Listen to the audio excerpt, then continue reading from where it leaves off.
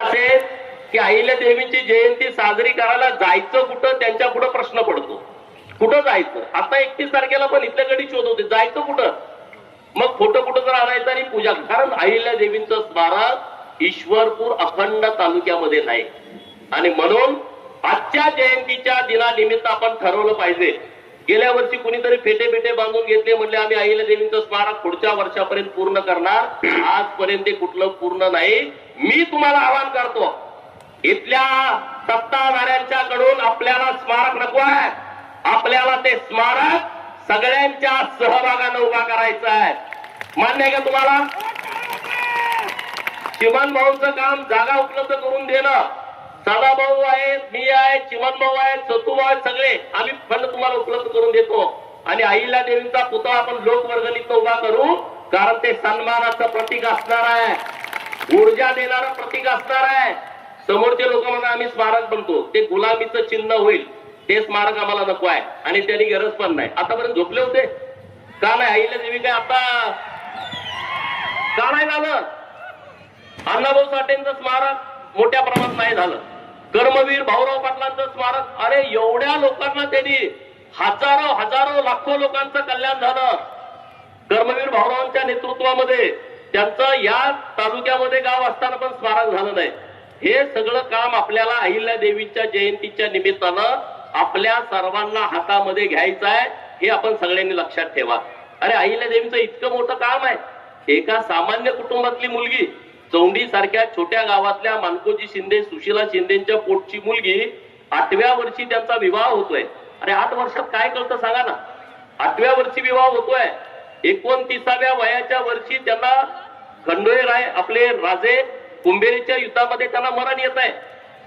सुभेदार मल्हारराव होळकरांचं निधन होत आहे. गौतमीबाई सासूंचं निधन होत आहे. मुलगी मुक्ताईचं निधन होत आहे.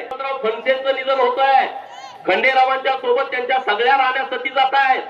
मालेरावांच्या नंतर त्यांना एकटे पण येत आहे. माहेरकडच्या सगळ्यांचं निधन होत आहे. काय परिस्थिती असेल बघा. एकदम तरुण असताना इतकी रक्ताच्या नात्यातली लोक, त्यांचं इतकं दुःखद निधन होत आहे, तरी सुद्धा त्या डगमगत नाहीत, त्या ताकदीनं उभा राहत आहेत. त्यांनी अखंड हिंदुस्थानामध्ये काम केला. मराठ्यांची राज्यसत्ता अखंड हिंदुस्थानामध्ये होती. काही काळानं मराठ्यांची राज्यसत्ता हिंदुस्थानावरची कमी होत आली, परंतु सांस्कृतिक सत्ता आज पण मराठ्यांची अखंड देशभर आहे. त्याची 2 कारणं आहेत. एक छत्रपती शिवाजी महाराज आणि दुसरं पुण्यश्लोक अहिल्या देवी होळकर. कारण अहिल्या देवीने जे काम केलंय अखंड देशभर, ते आजही आपण बघतोय. वाराणसी काशीच्या विश्वेश्वराचा जीर्णोद्धारापासून 12 ज्योतिर्लिंगाच्या जीर्णोद्धारापर्यंत असेल, काशीमध्ये 3 घाट बांधण्याचं असेल, शरयू नदीवरती 12 घाट बांधण्याचं काम असेल, हे असंख्य काम अहिल्या देवीने केलंय. नुसतं त्यांनी ते काम केलं नाही. सत्ताधीश होत्या पण सिंहासनावरती कधी बसल्या नाहीत, कधी त्या बसल्या नाहीत. न्याय देण्यामध्ये त्या नंबर 1ला आहेत. पुण्यश्लोक ही पदवी फक्त 4 लोकांना अहिल्या देवीच्या पूर्वी मिळाली आहे आणि त्याच्यानंतर हे पुण्यश्लोक अहिल्या देवींनाच मिळालेले आहे. अशी पदवी 6व्या कुठल्या माणसाला मिळालेली नाही. आणि म्हणून पुण्यश्लोक अहिल्या देवींचं काम इतकं मोठं आहे आणि ते काम आपल्याला पुढे घेऊन जायचं आहे. आणि तुम्हा सगळ्यांना माझी विनंती आहे, इतक्या मोठ्या संख्येनं तुम्ही सगळेजण जमलाय. कारण सुभेदार मल्हारराव होळकर त्यांचं सातारा जिल्ह्यात गाव होतं, होळमुरुम. मेंढ्या राखणाराचा पोरगा हिमतीवरती किती पुढे जाऊ शकतो. मेंढ्या राखणाराचा पोरगा स्वतःचं स्वराज्य निर्माण करू शकतो. अरे तुम्ही तर आता एकदम सक्षम आहात. तुम्ही ताकदीनं पुढे या. ही राजकीय सत्ता ही झुगारून टाका. ताकदीनं पुढे या. कुठल्या दादागिरीला आणि दलपतशाहीला तुम्ही भीक घालू नका. याच्यासाठी आपला जन्म झालाय काय? यासाठी तुम्ही ताकदी. अहिल्या देवीची जयंती आलो ढोल वाजवला यासाठी नाही आहे.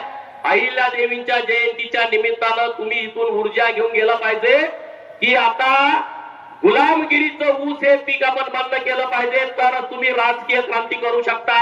हे बाजूला करा. अनेक विषय आहेत ना आपल्याला पुढं. तुम्हाला जर राजकीय चळवळ करायची असेल तर तुम्हाला गुलामगिरीतून मुक्त व्हावं लागेल. गुलामगिरीतून मुक्त व्हायचं आहे, पहिल्यांदा ऊस काढून टाकला पाहिजे. मग कारखाना आडवा येतोय, वाट जाडवी येते, ट्रॅक्टर जाडवलं, हे बंद करून टाकायचं. एकदम धाडसानं पुढे यायला पाहिजे आपण. ही शक्ती आपल्या अंगामध्ये असली पाहिजे, ही ताकद आपल्यामध्ये असली पाहिजे. नाहीतर काय हो, तुम्हाला काही करता येणार नाही. अरे डांगे साहेबांचा आदर्श घ्या ना. काहीच नसताना त्यांनी क्रांती केली. या राज्याच्या कॅबिनेट मंत्रिमंडळामध्ये गेले, विरोधी पक्ष नेते झाले आणि सांगली सारख्या जिल्ह्याचे पालकमंत्री झाले. ही धमक संघर्षामध्ये आहे, ही धमक संघर्षामध्ये असते. मैंने बोला था ना, एंट्री लेट होगी लेकिन ग्रेट होगी. जिंदगी जीते हैं हम शान से, जिंदगी जीते हैं हम शान से, तभी तो दुश्मन जलते हैं हमारे नाम से, तभी तो दुश्मन जलते हैं. आपल्याला काम करावं लागल. अरे ममता बॅनर्जीची 15 वर्षाची सत्ता, ती कुणाला जुमानत नव्हती सत्ता. आज ती सत्ता राहिली का? त्यांचे खासदार 20 एनडीए मध्ये सामील झाले.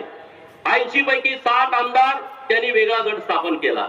विचार करा, ममताची सत्ता जाऊ शकते, एका साध्या आमदाराला तुम्ही कशासाठी टेन्शन घेताय, कशासाठी काळजी करताय? काय काळजी करण्यासारखं कारण नाही. हे सगळे दिग्गज नेते तुम्हाला सपोर्ट करायला बसले.